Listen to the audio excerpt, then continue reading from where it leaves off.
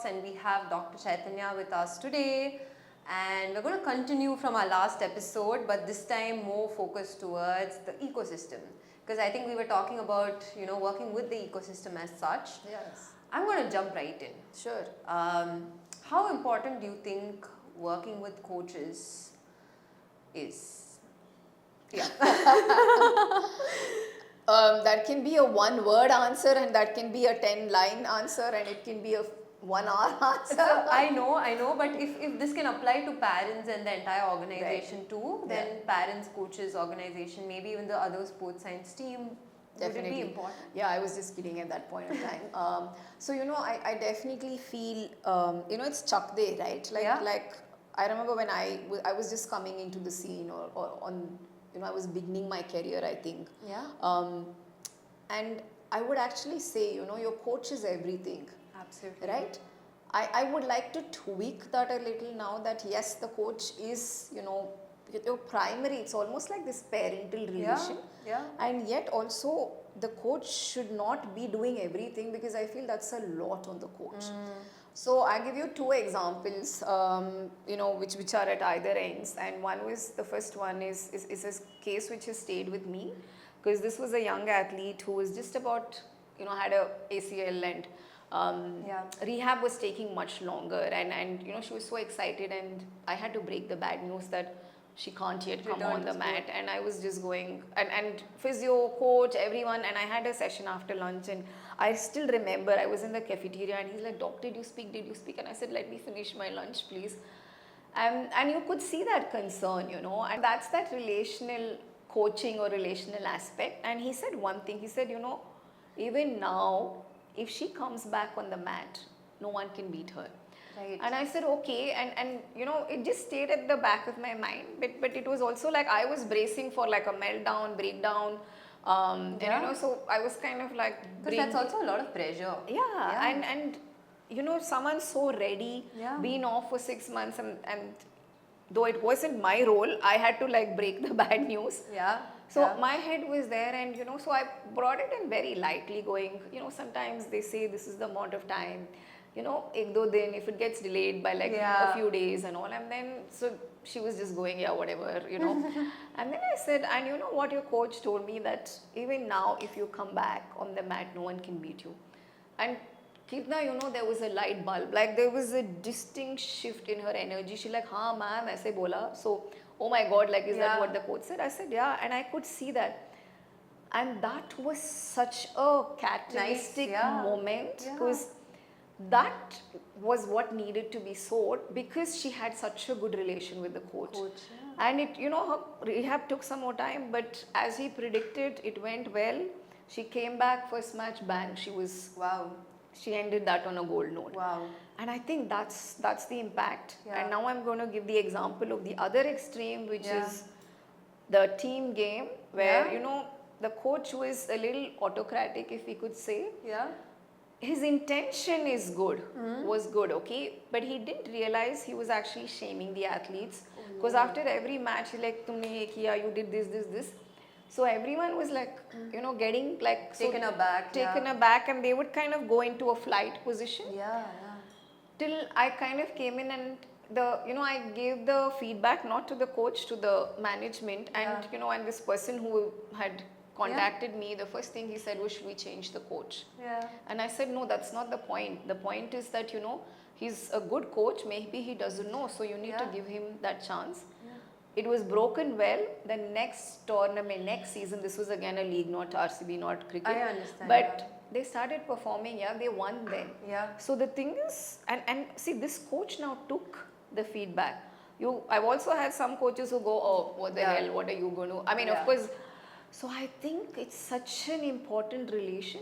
And like, you were saying in the previous episode, it's our role to back this unit. Absolutely. And I think if this unit and if the coach is in favor of you, like some of the best coaches, it's been like, they're like, Chaitanya, you know what, this is your thing. You take a call.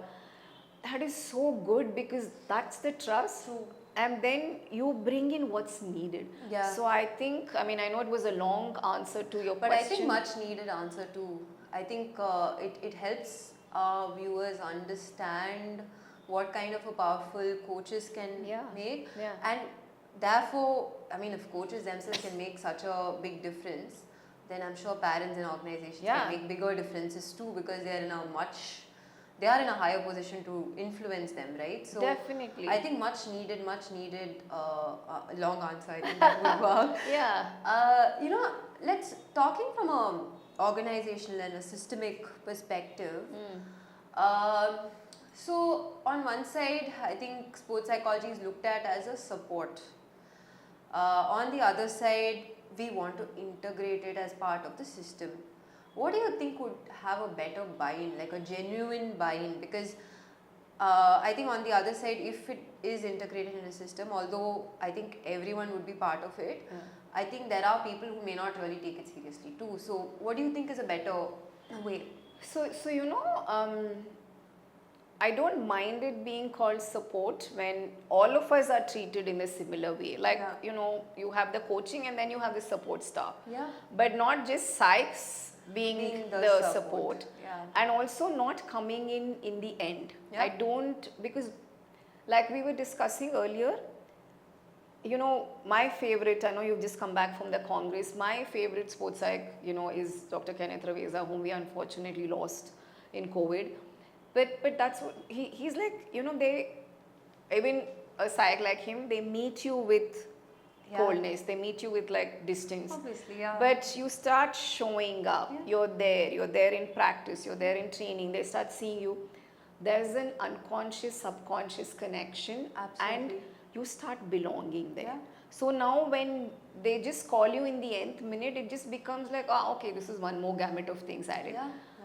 And then to expect the psych or the team to do something is unfair. And I think then it's a little too much on that entire system, because no one's understood what is the need. Absolutely. So where possible, yes, you know, have an in-house, in-board that the psych can reach. Like even where, you know, places that I'm the consultant with, I always tell them that, listen, I might meet you once in 15 days or once a month, but if there's reach out.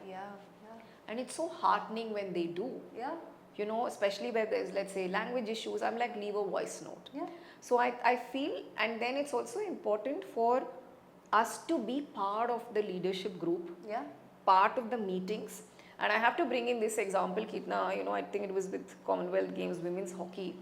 The coach would want every support staff for every meeting, and I would like initially go, oh my God, like what am I going to be sitting and doing in anthropometry, for example. And I remember like there was this point we were discussing one of these players where her foot was landing her action. You know, it was not right, and that was kind of getting her imbalanced. And I was like, and my light bulb just went off. I was like, oh wow. So then when I sat and when we were looking, and I was like, this is something we also build into the visualization. And then it made sense, though I don't think I still agree with like having to sit for like every meeting for that long. But I feel like having those pockets of meeting where all of us meet. Absolutely. I think, and then you know what, we also feel we're part of the system. And it's not isolated. I mean, like, it's definitely not in isolation. At the same time, we have our own confidentialities and all of that, but we are not working in silos. And at the end of it, the athlete is actually working with one unit instead of several different units which is supposed to be part of one. Absolutely. I remember with certain academies and like, you know, where like it was like, let's say the younger group or like the group which was very open to you, I would also ask them without giving out too much detail, or sometimes they would have referred that, can you keep an eye, just watch out, this one might need a little holding. And it's worked like magic. You know, and also when you're not living there or you're not staying, they will also tell you, can you see this athlete? Or you know, like this is what, and sometimes that little connector is what is it that we need.